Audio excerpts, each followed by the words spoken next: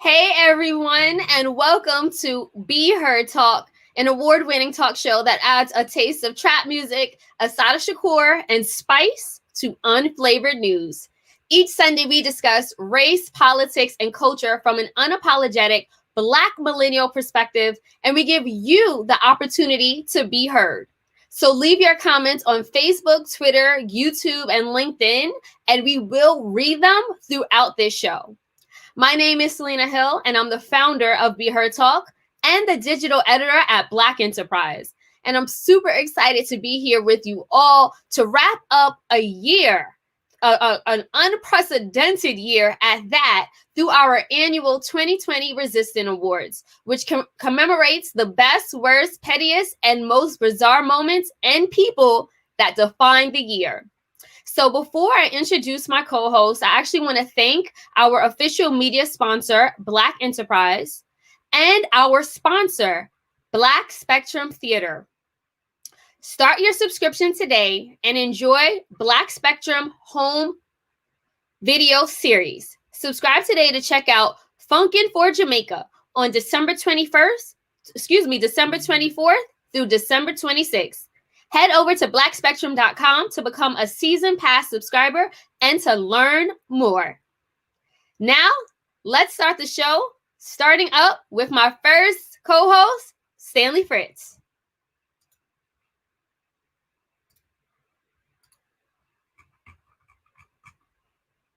Home. That's actually my face you're looking at, guys. And let me tell you something. If you're not supporting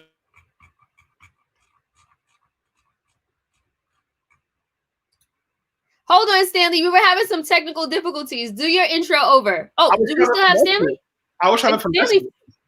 Okay, there you go, Stanley. Go ahead.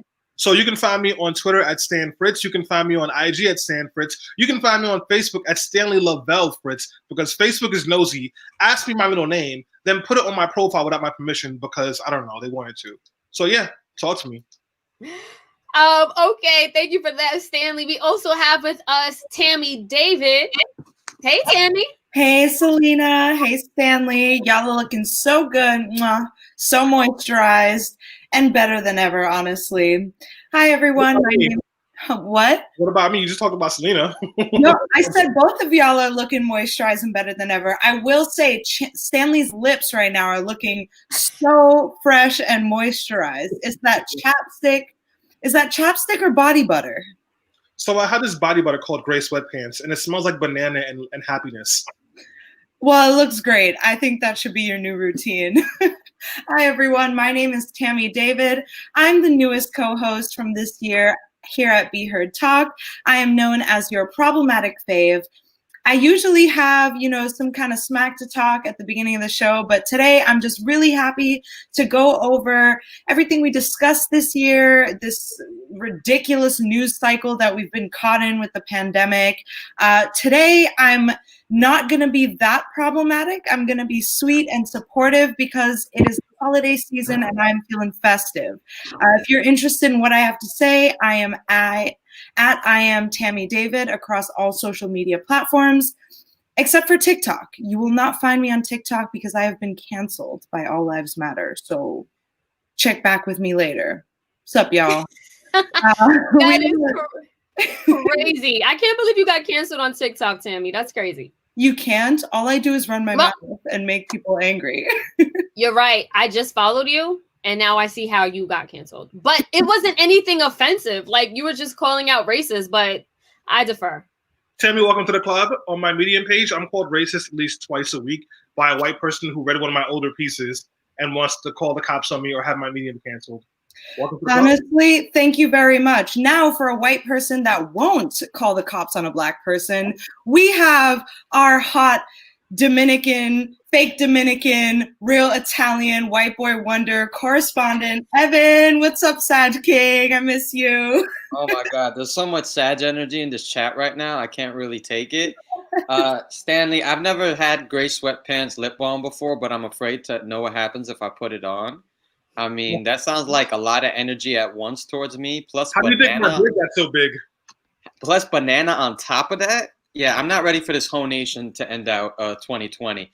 But it's always great to be with all of you. Thank you for inviting me to your year-end roundup. Yes, you could follow me at _Masternority, and you could also follow me at Let's Not Be Trash with my faithful king, Stanley Fritz, to look at us try to unpack sexism in a funny, non-TED Talk way. Of course, listen to that and Let's Not Be Trash, and find us on letsnotbetrash.com too. All right, guys. So it's time to unpack this year. But before we get to it, I actually want to shout out all of those who are leaving us comments. Shout out to Rachel, Catherine, Rita. We see you guys. Keep the comments coming. We will read as many as possible throughout the entirety of this show.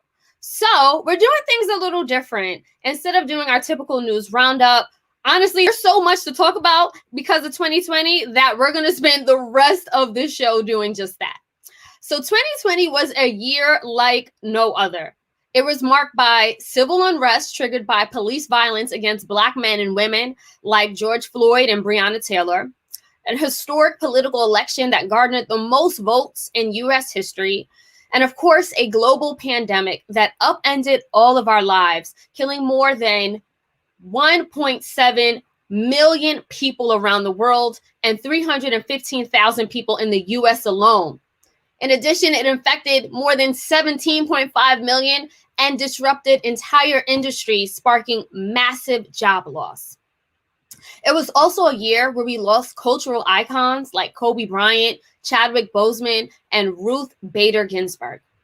However, because light always penetrates through darkness, many of us found a silver lining by using this unprecedented year to spend more time at home, self-reflect, and practice self-care, reconnect with loved ones, and make our voices heard to demand systemic change.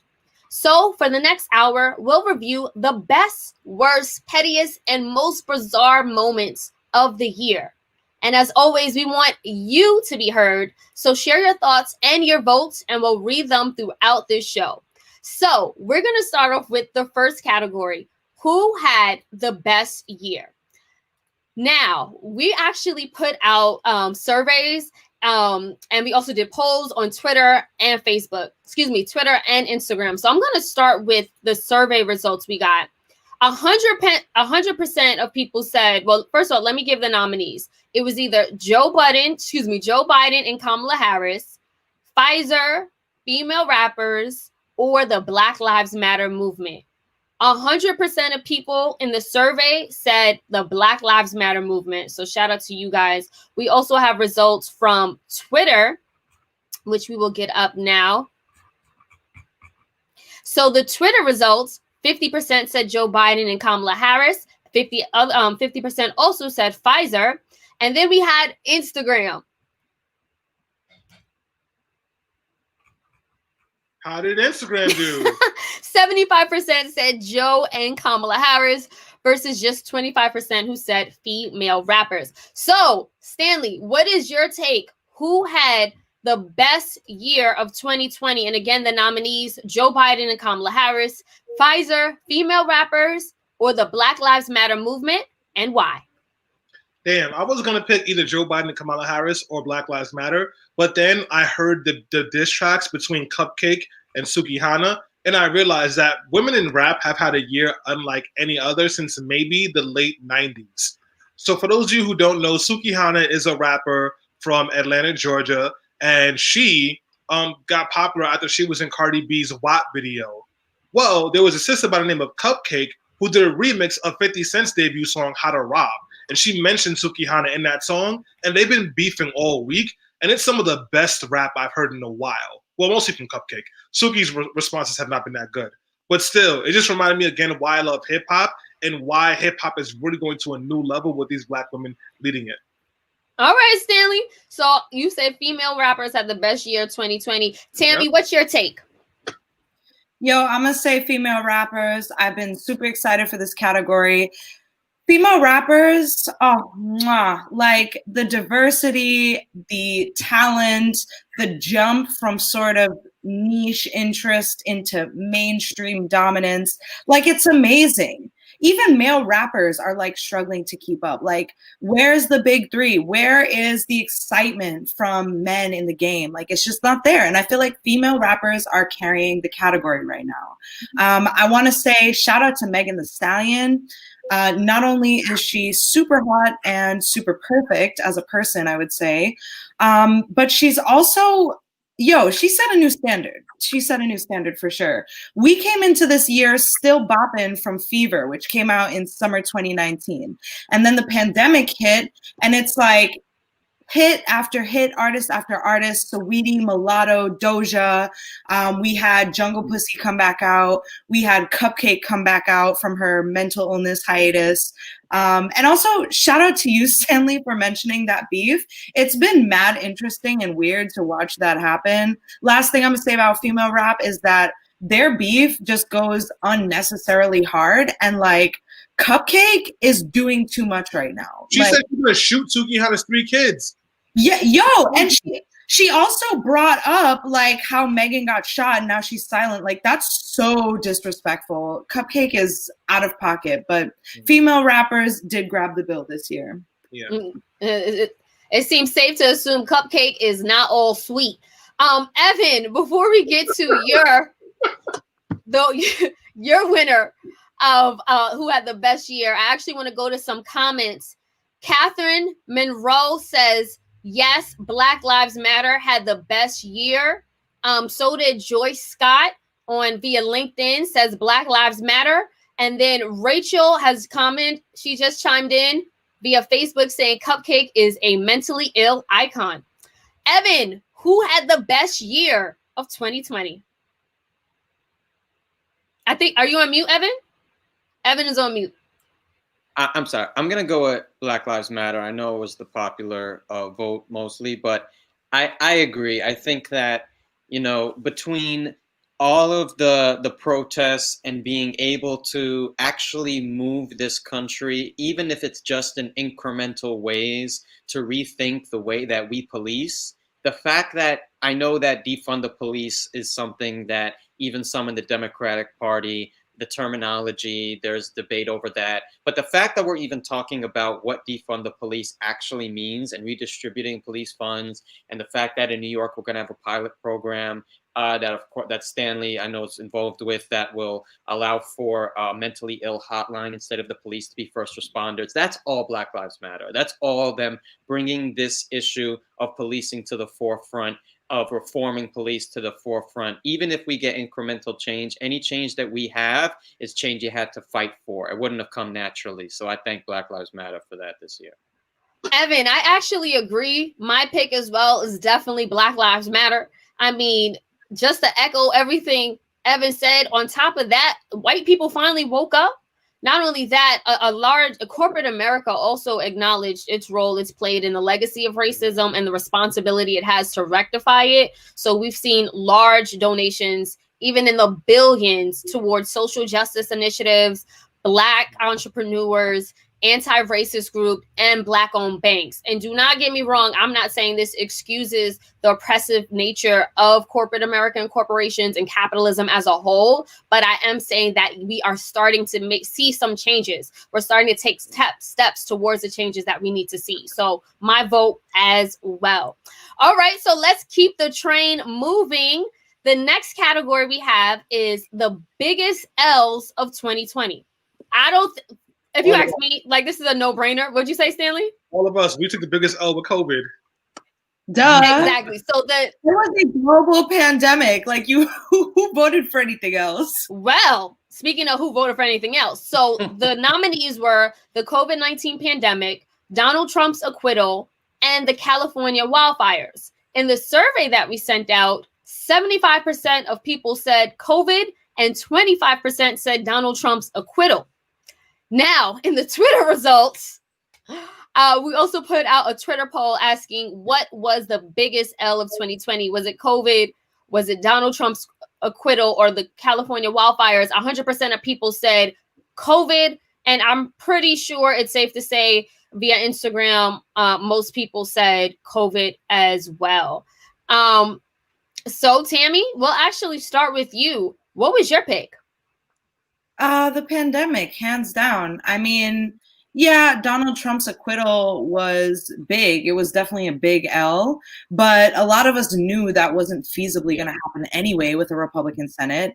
And the California wildfires, yeah, they were significant, but just to us. Australia had even more massive wildfires. Brazil had fires. Like a lot of places were on fire this year. I feel like COVID-19 is the obvious one because never before in our lifetime has something so significant happened on a global scale. I mean, every single country was hit hard with COVID. Every single country was shut down. Every single country started to experience like the same effects: work from home, job losses, family member losses. Like, hands down, it was just the great unifier this year. Evan, I'm sorry, Evan, what would you say was the biggest L of 2020? Yeah, I will say COVID. I think there's a lot of ways to break that down. It's not just the pandemic itself, but of course the response to it, especially the response to it domestically. And we're going to take another L when everyone thinks that Bill Gates and 5G is in the vaccine, and that we're not going to have a vaccine in enough people to make this as quickly eradicated, hopefully, as it could be.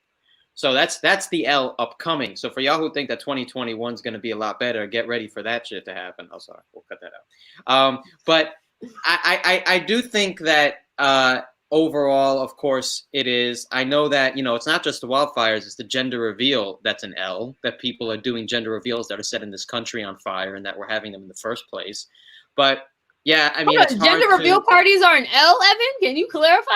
What's so wrong with a gender reveal? I mean, the ones that don't set forests on fire. The gender reveal. Yeah, that was one of the ones. That's it. On fire. No, but I think it sounded like you were throwing some shade at gender reveal parties in general. The gender reveal party caused the California forest fire.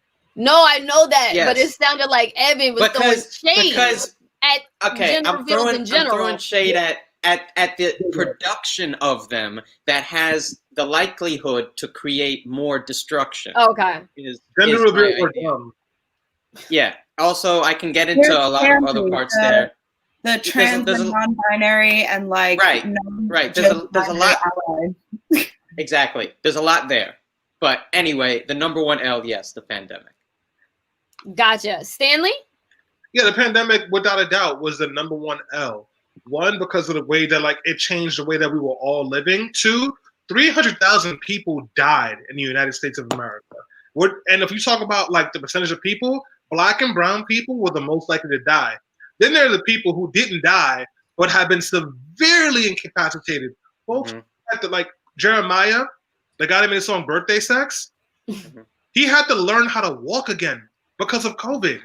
You have people who will never breathe the same again. There are people who have lost a sense of taste and smell forever.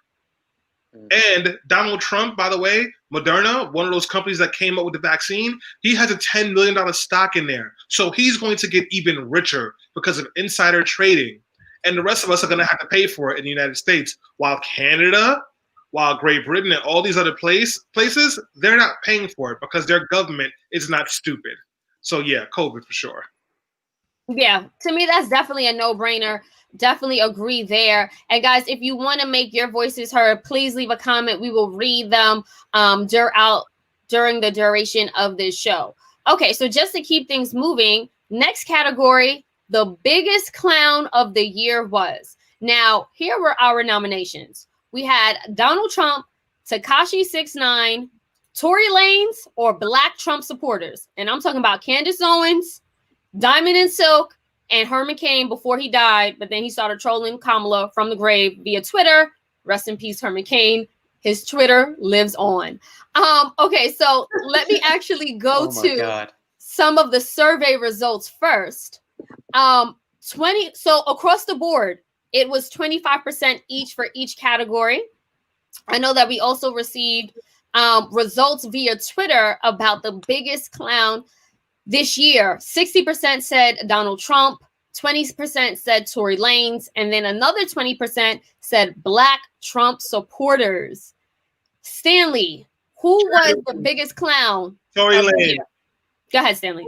Tory Lanez is the biggest clown. I know I was talking over you and interrupting you, but there shouldn't even be a minute to think about it. Tory Lanez is a clown and a cornball cornball and a loser and has some serious Napoleon complexes, and he is a forever clown.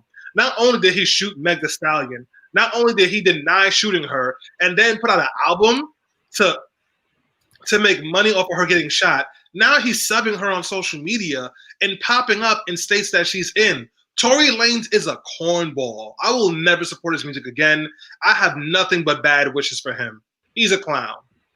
Well, Nana Emma Hudson via LinkedIn agrees with you, Stanley. Nana says, Tory took the biggest L this year. Thank you for chiming in. Keep the comments coming. Tammy, who took the biggest L this year? Honestly, I think Black Trump supporters for me.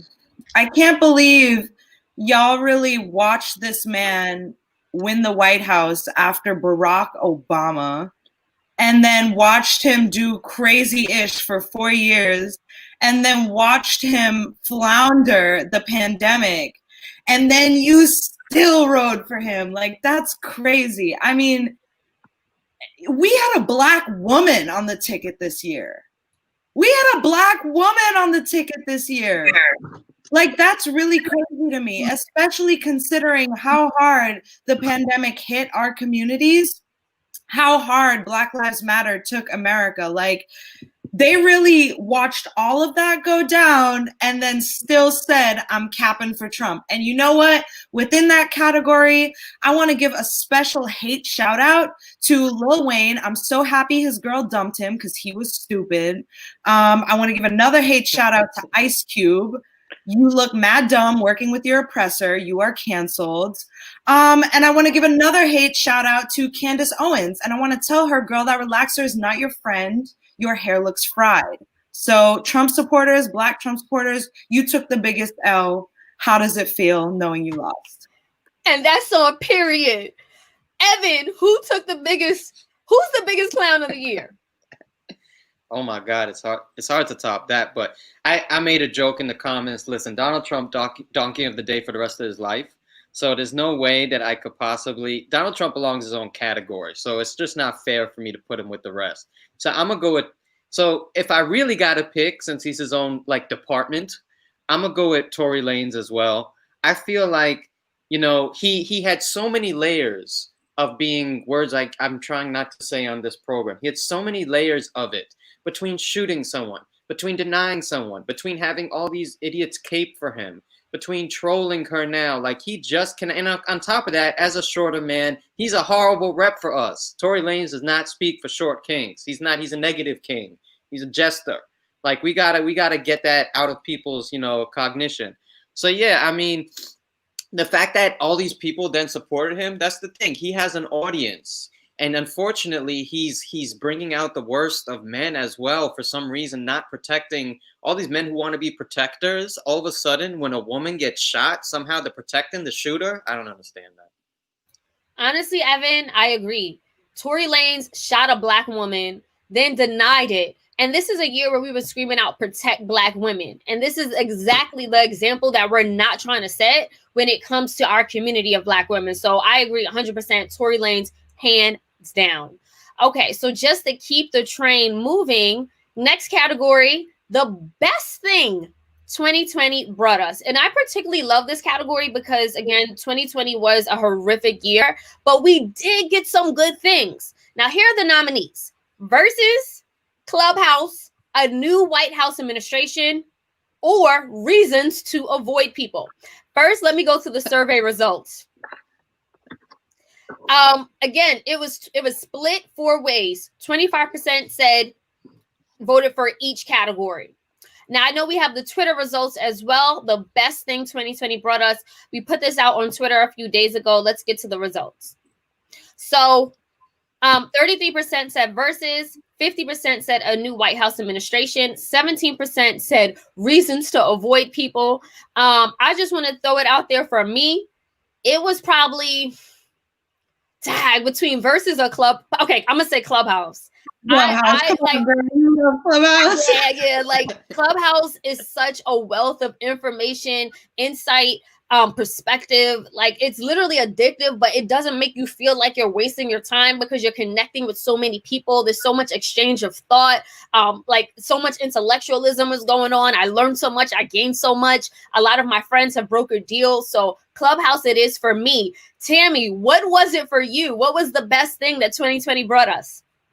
Reasons to avoid people. I'm problematic and mentally ill, so I feel like this year, as much as the pandemic has really hurt us, I had a conversation with my mentor yesterday, and she reminded me that some good may have come to us. Like, obviously, you know, if your family was affected, if you were affected, it is such a different perspective. But I do think that it kind of gave us a reason to like reflect and look out for one another in ways that we haven't. And I'm a homebody, so I love the category reasons not to go out. Like, I got so much work done. I grew, I learned, I spent quality time with myself and, you know, the people closest to me. So that was totally a vibe for me. Maybe 2021 is more social, who knows? Evan, what was the best thing 2020 brought for you? Man, it's really tough. I mean, all this Clubhouse hype is getting me to want to say Clubhouse, even though I'm not part of the cool kids that got invited yet. So I think part of it's because of that, like, you know, interest of something I can't see right now. But yeah, I'm really interested to see what this is about. You know, I want to find better forms of social media that hasn't just been tainted by trolls and like different nations in Eastern Europe. No shade to nations in Eastern Europe, but just the ones that are like trying to steal our elections and stuff. So I just really want a social media platform that is mostly about uplifting, that is mostly about the type of important discourse they are talking about. And I think, you know, the actual talking part, instead of just writing and commenting and trolling, I think that can help. The fact that it is actually based in discourse. So if this is going to be a form of social media that creates connections, that has more meaningful discourse, I'm all for it. So I'm gonna go out on a limb, and even something I can't listen to yet, I'm gonna say is Clubhouse.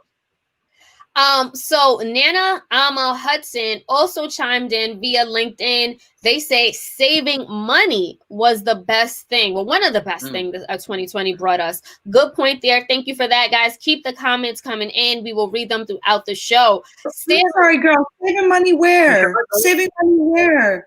We are seamlessing our little hearts out to save local businesses. And I don't know about you, girl, but I got like 4 new hobbies this year, each one of them with a hefty price tag. Yeah, and I got family. I gotta help them pay their bills. Yo, drop your money saving comments, please, because I'm not saved. Yeah, I gotta pay my rent. I gotta pay my dad's mortgage. I gotta send my mom money in Haiti. I gotta send my sister's money in St. Martin and Dominica.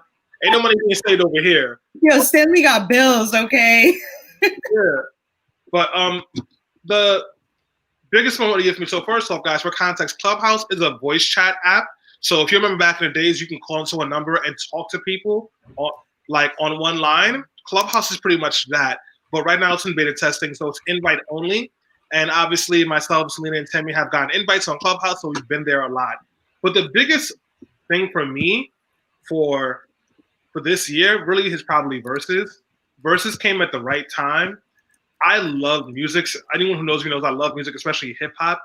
And all of a sudden, I got to see like these producer and DJ battles I've always wanted to see, like Timbaland versus Swiss Beats, DJ Premier versus RZA. Are you like, we kidding me? And it reignited my love for music and also got me back into making mixtapes, which is something I used to do when I was in high school and college, but I stopped. So now I'm making playlists on Spotify. So that really was the best part of Versus, besides just like being reminded of who your people are and like knowing like who your village is. So that was my answer. Oh, those are great answers. Thank you for that. Okay, we are keeping the train moving. Next category, the most bizarre moment of 2020. Now, here are our nominees. A, Herman Cain succumbing to COVID after attending a Trump rally and then trolling Kamala Harris from the grave via Twitter, which I mentioned earlier. Jeff Epstein dying in prison. C, Doja Cat's video chat with Nazis. Or D, Rudy Giuliani farting during a hearing in Michigan. And before we get to our feedback, I just want to say when it came to the survey results, again, it was split across the board. I know that we also have some Twitter results, and we can show the Instagram results as well. So Twitter, 20% said Herman Cain dying, 40% said Doja Cat's video chats, and another 40% said Rudy Giuliani farting during a hearing in Michigan. Stanley, what was the most bizarre moment for you? I mean, Rudy Giuliani, his behavior is par for the course, so it's disgusting. But this is the same guy. Like 3 weeks before that, we saw a video of him in a room with the fake reporter, and he was digging into his pants and touching himself. This is not like, this is Rudy Giuliani. This is Trump. Actually, for me, Doja Cat was the one that was the strangest, because we just said she was in some racist chats. No, she was in lots of racist chats with lots of white people. One of them, she told a white man to F me N-word. And then it just sounded very strange. And then her explanation of it was very strange as well. I think Doja Cat has some issues with anti-blackness she has to deal with. Maybe so. What is done in darkness will be brought to light. But Doja Cat still had a really big year, regardless. Tammy, what was your most bizarre moment for you? Mine was definitely Doja Cat also. I'm a huge fan. I've been following her for a really long time. I was like, what? Girl, you are Black. Like, why would you do that? Listen, I'm also biracial, and I will say for the biracial clan that identity issues are par for the course, especially living in America, which is a really racially charged country. If you live in other countries, you usually fall into a separate category, not here. So I imagine that her being like, her one parent is South African, one parent is Jewish, she must have been really stressing. But that's still what? Like, her demographic is Black. Her music has always been Black centric. She's been having such a successful year. And then those chats came out, and it was so recent. So to know that she would put herself in that space purposefully, unexplained. Definitely. Well, Evan, what was your most bizarre moment of 2020? Yeah, I mean, with Doja Cat, you can't just trip and fall into a Nazi Reddit. I mean, this was, she had some intent here, so I'm not giving much bail there. Rudy Giuliani farting is not nearly as bad as Rudy Giuliani in his existence the past few years and what the damage he's done. I gotta go with Herman Cain. I mean, the man took part in an unsafe rally and paid the ultimate price for it, and then on top of that, he was almost never mentioned again. It's like the Trump administration didn't want to, like we saw it before our eyes, and the Trump administration didn't want to say, yeah, someone actually not going by COVID guidelines actually died, and it was someone who didn't want to believe in the COVID guidelines, so it could have been like a perfect example of, listen to the scientists. And after that, he was trolling from the grave through an account, who knows, maybe his family, who knows who was doing it. So it was like, again, so many layers of ridiculousness to this. I gotta go with Herman Cain. You know what, Evan? I think I agree with you. It was definitely Herman Cain for me. Before he ran on the Republican ticket for president back in 2012 and came up with that ridiculous slogan, I think it was 999, and then told people to call me cornbread. Herman Cain was actually a respected business person. And I know that because Black Enterprise featured him a number of times. Like, he was an extremely successful Black entrepreneur. And then everything just got really weird from there. Like, I'm not sure why he tarnished his business legacy by running a ridiculous political campaign and then supporting Donald Trump, who has shown himself clearly to be racist in rhetoric as well as action. And then, he was in the Black section at that rally in Tulsa, and they were like dancing. Like, it was all the Black people together, like, just, I don't want to say cooning out, but like shucking and jiving. But cooning out, though. Yeah, and then from like, to me, I'm still like, yo, that is so bizarre and ironic. So like, and my heart goes out to his family and everybody else that was victimized by COVID. And of course, we know that COVID has disproportionately affected Black Americans. So, RIP to Herman Cain.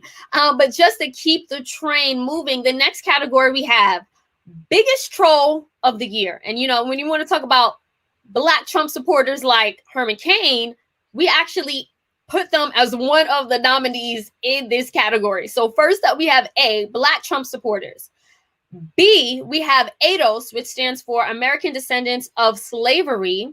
If you aren't familiar with this group, they are a group that believes that African Americans who are the descendants of slaves deserve reparations primarily actually the only people that deserve reparations when it comes to the U.S. They also advocate for, a lot of people say that they're anti-immigrant because they believe that African Americans should be prioritized. Now, it is a very controversial group, and we had a whole show with an ADOS leader last Sunday, so check it out. And they also are very heavy and very present on social media like Twitter. They have actually trolled Joy Reid, Kamala Harris. They're all over Clubhouse. So we wanted to put ADOS as B. C, we have Tekashi 6ix9ine, who came out of jail and literally made a song and profit from trolling. Like, he has a song where he's laughing at people. He calls himself a rat, by the way, and is laughing at people who doubted him or his haters, and like literally continues to troll. One of the biggest trolls on the internet at that. And then we had D, Kanye West, who for the last few years has been trolling, but then he actually launched a real presidential election, which to me was just like, he's trolling us all now. And also with this picture, this is where he said Harriet Tubman did not free slaves. So it's like, Kanye, are you having an episode or are you just trolling us? I don't know. Let me go to the survey results first. 66.7% said Black Trump supporters were the biggest trolls of 2020. I also know we have some results via Twitter. Let's get to the Twitter poll results.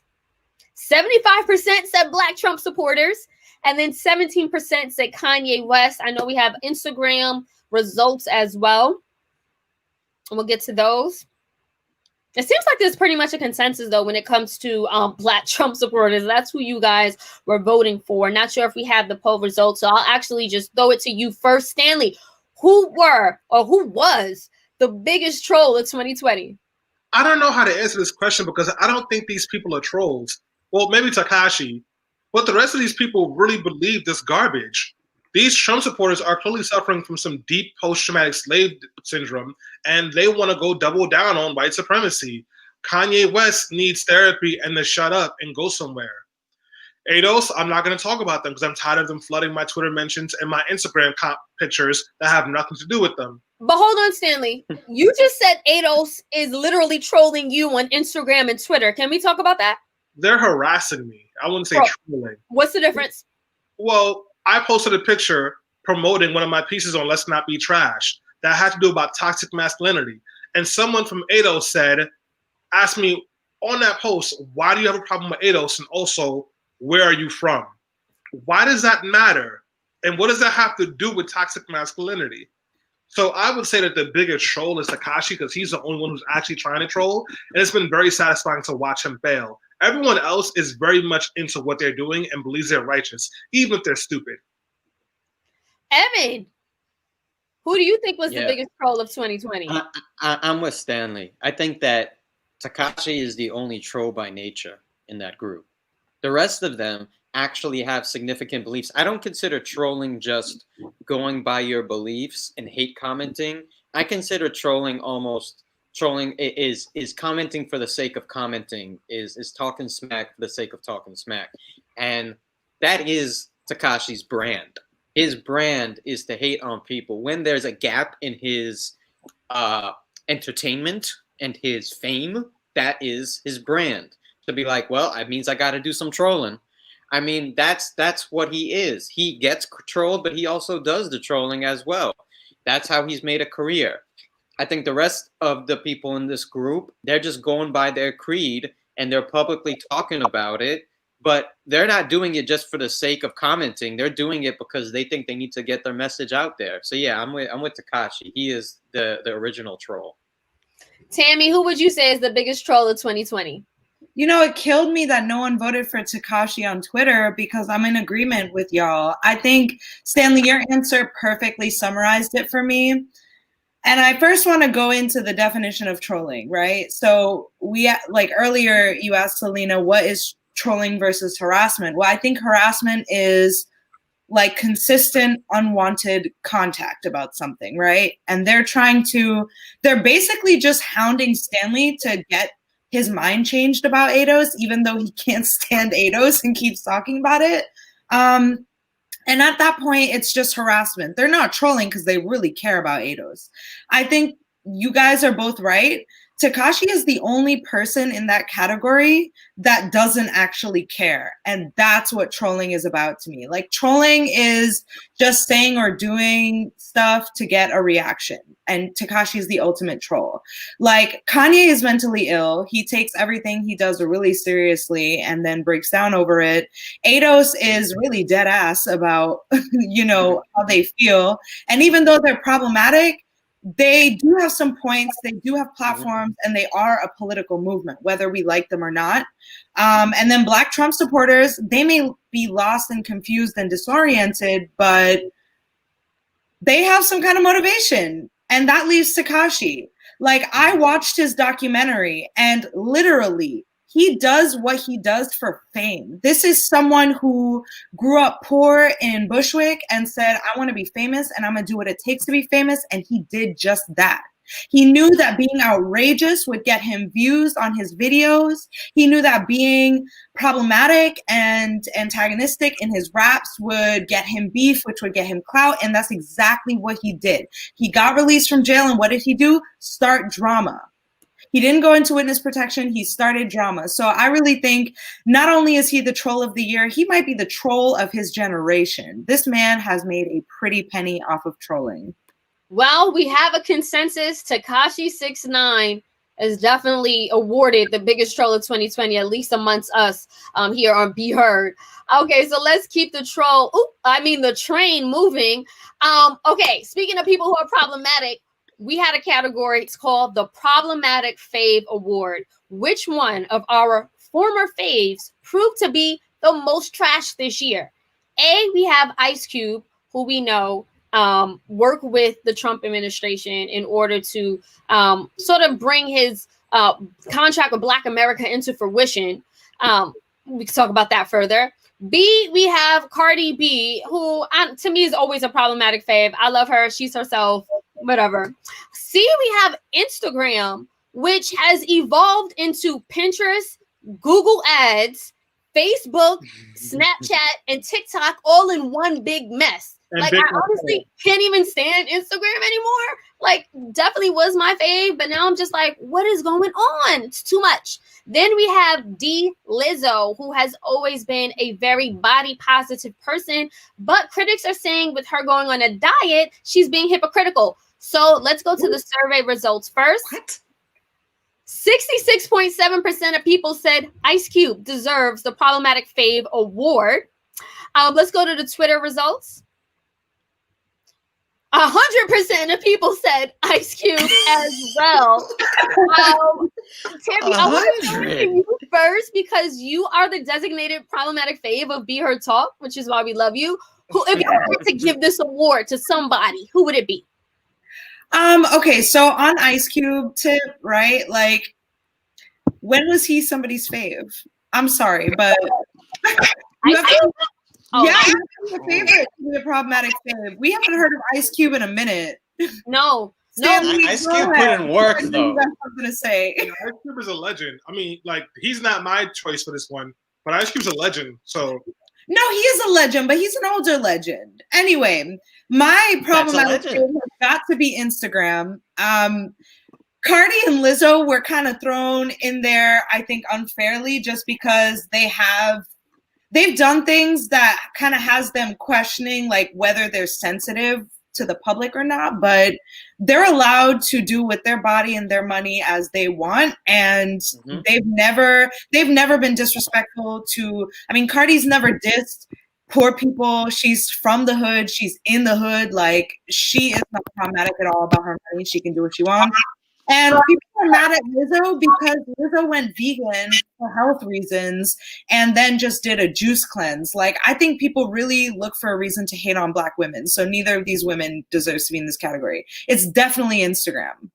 Like, I just want to let y'all know, when we were doing social media through the whole Black Lives Matter movement, our posts, our stories were getting blocked for community guidelines issues. Like, that's problematic. We couldn't even talk about defunding the police or share our message with you as much as we wanted to. So it's definitely got to be Instagram, especially because it's owned by Facebook. Stanley, who's your problematic fave award choice? Well, first off, it's not Ice Cube, because I think Ice Cube is stupid. So you have to actually be smart to be a problematic fave, and Ice Cube is not that at all. Instagram, it was never been my favorite. Twitter has always been my favorite social media platform. So Instagram turning into pretty much big cartel, or like one of those websites where you go to like bulk buy things and sell products, was just like pretty much an inevitable evolution. My problematic favorite is Cardi B. She's brilliant, she's awesome, she's funny, but she does dumb stuff that's tone deaf. Like going on Twitter during a recession and a pandemic and asking her followers, should I buy this $83,000 purse when folks can't pay their rent? And then when people called her out about it, she screenshotted a conversation between her and a fan in direct messages where she gave the fan $500 and threw it in the fan's face.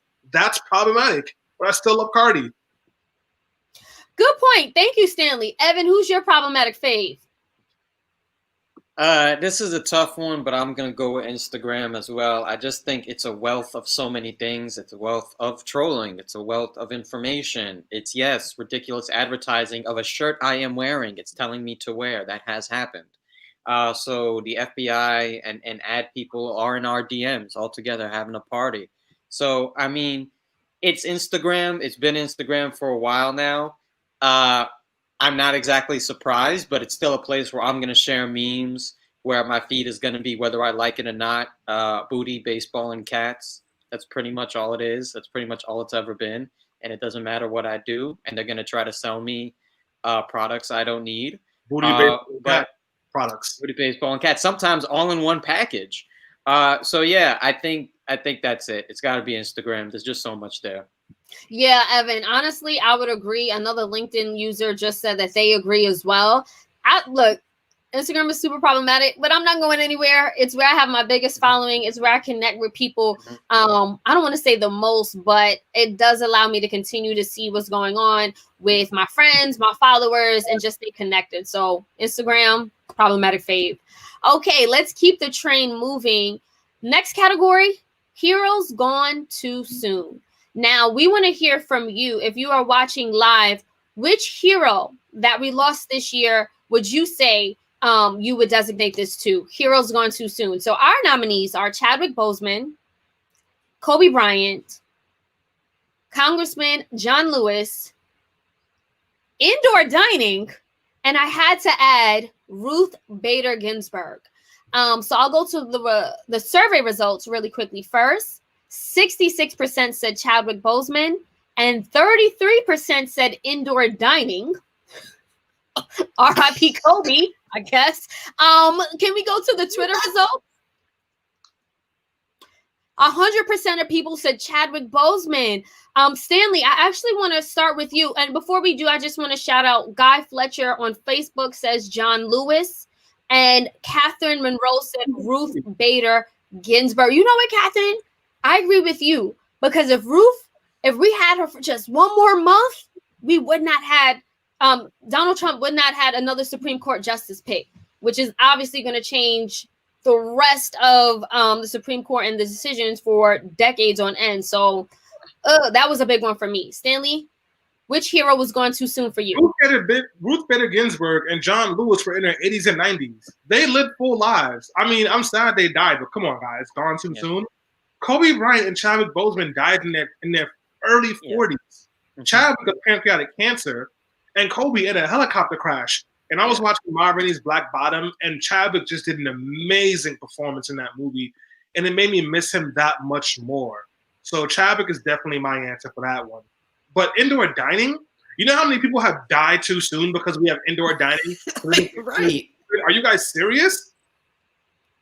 Well, I'll say this, Stanley. No, I 100% agree that Ruth Bader Ginsburg was 90 plus years old. She had a full life and left a legacy that lives on. However, my point is, if she was gone too soon, because as a result of her dying when she died, Donald Trump got his third Supreme Court justice pick, which affects all of our lives for decades on end. Evan, who would you say heroes going too soon? Can I just say, like, for both John Lewis and Ruth Bader Ginsburg, we got to give them some credit. They went through a lot. They're old. They kept on pushing. I don't know, this is not what you mean, but I feel like it's almost faulting them, saying, come on, you could have just hung on for a little longer and we would have had this. I know it's tough. I know it's tough. I know that heart rate and all these things are happening, but just hang on. Like, come on now. That's not fair. They did their best with a lot of pressure on them, living a very difficult life for someone of that age, a very stressful life, both of them, for someone of that age, and they did accomplish an immense amount. I'm not even going to include, and indoor dining is not a person. Indoor dining is a luxury. I'm not going to include that. I'm not even going to think about that. Chadwick Boseman and Kobe Bryant were inspirational human beings, inspired generations of people in different areas of life, and they had so much left to give. So there's no way I can pick between those two personally. Okay, fair enough. Thank you, Evan. Michael Jones chimed in via Facebook. He says his pick is Chadwick. The character he brought to screen transcends sports and politics. Thank you. I also want to highlight Marilyn Humphrey Taylor, who says John Lewis was a freedom fighter. We also have a comment from Chance Colton Holloway via Facebook that says Kobe Bryant. I actually went to tears because of the way he and his daughter died. Very tragic, very tragic. Tammy, heroes going too soon. What is your pick? I'm about to be canceled so hard. My pick was indoor dining. Yo, seriously? What? Yeah, I'm a piece of crap. You know what? Here's the thing. So, first of all, Chadwick and Kobe, yes, they were young, but they didn't. I'm sorry, but none of these people really influenced me. I didn't know these people. I didn't feel deeply when they passed. It was like, yes, this is a moment that I see and acknowledge, like in the media and in our country, but I don't feel that. I don't feel that oomph from them. And indoor dining, like I miss going out. I miss socializing with my friends. I miss having that opportunity. This is something that was a big part of my life. These celebrities were not. I think if anything, after indoor dining, it would be RBG, just because she actually fits the category gone too soon. Like if she could have just held out a little bit, we might not have a conservative Supreme Court, but it's definitely indoor dining for me. Oh my God. She was like 90 something, Tammy. So what? She died right on time. Like, do you know how much I miss going to Chocolat for brunch? Chocolat. Well, I'm not gonna talk about chocolate on here. Well, fair enough, Tammy. Everyone has there's not enough time. There's not enough time right now. Everyone has the right. Died too soon because of indoor dining, breathing COVID air. Okay, that's valid, but I can still miss it. Like if you're a good egg like me, you're not going out and spreading COVID, then you're gonna miss it. Fair enough. All right, guys. So we have two more categories before we have to wrap. Next one, who will have the most promising 2021? And I just want to say, when we did this show last year, we had this category, and I believe, if my recollection is correct, I said Kamala Harris, and look, she became VP. So now we have the nominees for this category. Will it be A, Kamala Harris and Joe Biden, B, MAGA, C, the big three when it comes to hip hop, Kendrick Lamar, Drake, and J. Cole, who are all dropping albums in 2021, or D, everyone's favorite hot girl, Megan Thee Stallion? I'm going to go to the results first from the survey. 75% of people said Megan Thee Stallion, 25% said MAGA. Let's see what we have for Twitter. They picked Meg Thee Stallion. She just put, damn, Biden and Harris. 75%. Really? And then 25% said Megan Thee Stallion. I mean, Stanley, you seem like you have a lot to say. Who would you pick? I would pick the big three: Cole, Drake, and Kendrick Lamar. Kendrick Lamar hasn't put an album out since 2018. Drake's last album did really well, but his last legit album was the one he put out when him and Pusha T were beefing. And J. Cole is retiring after this album. It's his last album. That's going to be huge. Meg Thee Stallion just put an album out. In my opinion, it wasn't that good. So she's going to take a step back if she's not touring. So I really do think it's going to be a big three. Kamala and Biden are going to piss off a lot of people, or at least they're going to piss off me and Tammy when they just effectively succeed at being moderates who don't change enough stuff. So I don't see how anyone could pick them. It's got to be Cole, Kendrick, Drake. Tammy, who's your pick? Sleep for me on the big three. Like, I think J. Cole is mediocre. I think Drake is mediocre. And I'm excited for a Kendrick album, but it's really not that deep. I still think female rappers will surpass him. This one was hard for me, honestly. I'm thinking either MAGA or Joe Biden, Kamala Harris. Joe Biden and Kamala, they have a lot of work to do right away in their first year. So I just think they're going to be busy and they're going to be in the headlines constantly for what they do and don't do. And in terms of MAGA, I think they're really, really mad still. And I honestly think that they're going to turn up this year, especially when the new government, Joe Biden, Kamala, start asking them to get vaccinated. They're going to be big mad. Ivan, are you okay? Well, no, I'm just saying. Yeah, I saw the man horse comment. That's awful. Do you want to discuss that together? Hold on, guys, because Gregory Neesmith actually chimed in response to what Tammy was saying. So he said, okay, it won't be Biden and Harris since their moderate governing will catch hell from progressive and Republicans. He agrees with you, Stanley, there. And then he left another comment saying MAGA is going to have fun talking ish and not being held accountable for things. Honestly, Greg, I think it's MAGA as well. And shout out to Gregory Neesmith, who's also a longtime friend of Be Heard Talk. Evan, explain to us why you look so confused. I was looking in the chat and the comments, and I think, it's horrible to call Megan Thee Stallion something like that. First of all, she's a beautiful woman. I don't care that she's tall. As a short king, I think tall women are beautiful. And it shouldn't matter anyway. Women can be tall, and to shame her looks like that is ridiculous. She's still a talented rapper. She's still someone who suffered immense trauma.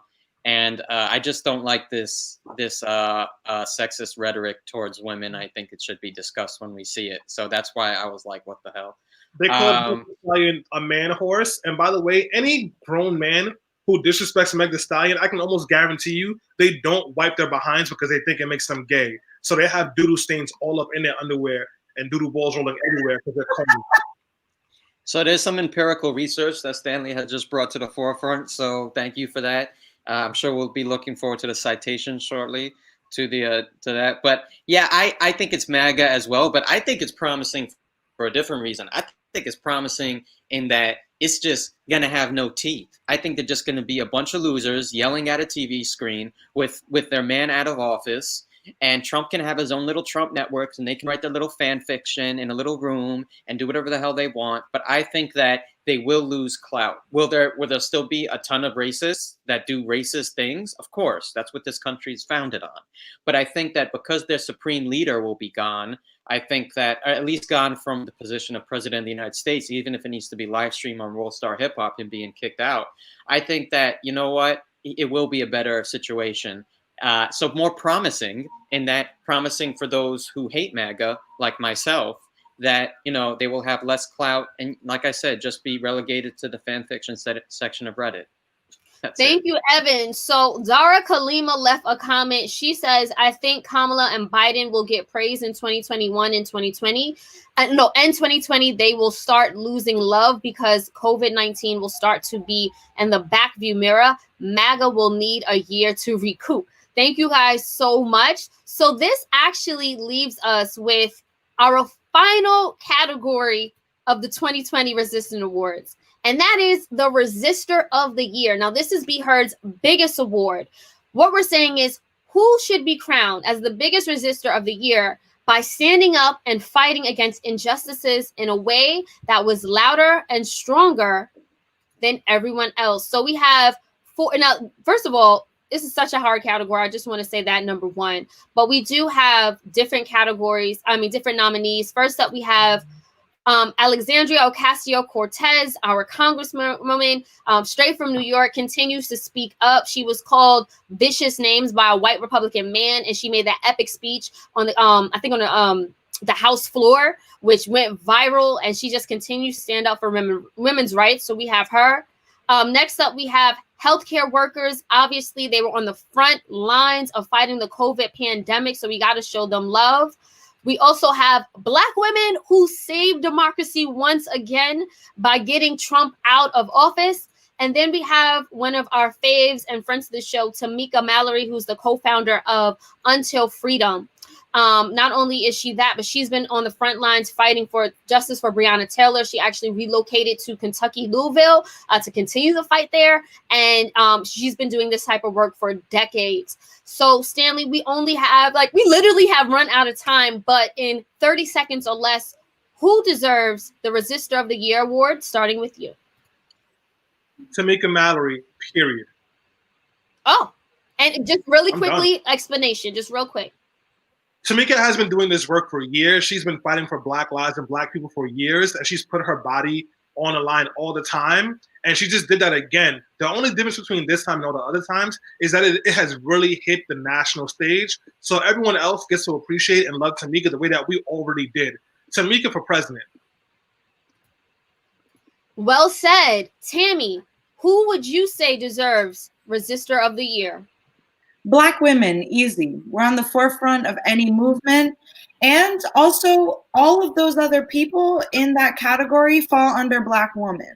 Black women. Like, I know AOC is Puerto Rican, but I do count like my island Latinas in the category of Black women. Like, historically, they're mixed with Black as well.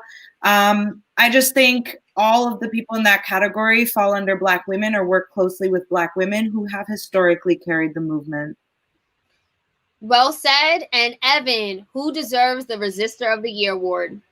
I was about to say exactly what Tammy said. Black women. Black women are those categories. They are nurses. They are Tamika Mallory, of course. They are the founders of Black Lives Matter. They're right here with us on Be Heard, Selena and Tammy, Black women that have been taking us through this year with amazing commentary. They are at the forefront of just about every type of meaningful resistance. And yes, of course, Afro-Latinas count as Black women as well. So yes, in any place that there's been a fight worthy to win, there's been Black women. So I'm gonna go with that. Thank you for that. Thank you so much. And I just want to give a shout out to all those who have been chiming in. Guy Fletcher says Black women. Robin D. Summers also says Black women. Mark Johnson actually said AOC, one of my faves. So I actually do want to just close out the show. Thanking you guys for the continued support that you have shown throughout this year, 2020. And just also talking about what I think this year really means for me. Oh, and also my answer, Black women. I forgot, want to add that in. But I would say, 2020 was defined by a series of rolling disasters.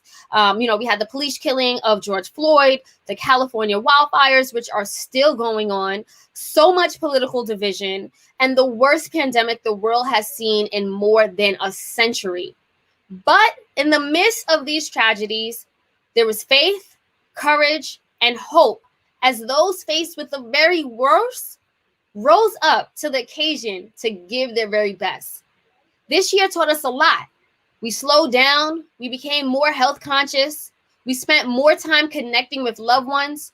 We gained a new appreciation for life and relished in simple pleasures like fresh air and sunshine.